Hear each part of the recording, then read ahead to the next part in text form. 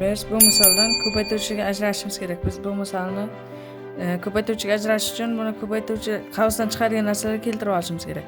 4a ni 4a kvadratni 2a kvadrat plus 2a kvadrat deb yozib olamiz. Birinchisini o'zini plus 2a kvadrat plus 2a kvadrat. Chunki bu sonlarni qo'shsak 4a kvadrat beradi. Keyin 8 ga keladigan sonlar minus 4a qo'shamiz.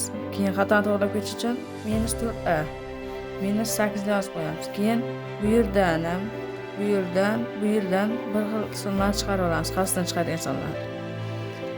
Bu yerdan a kvadratni chiqarsak a plus 2.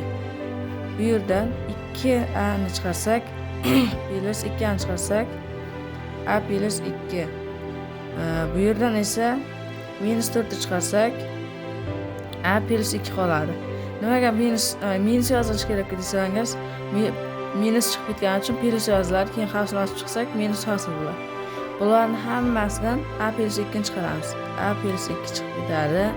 Qavsni ichida a kvadrat plus 2a minus 4. Demak, mana bu ko'paytiruvchilarga ajralgan misol.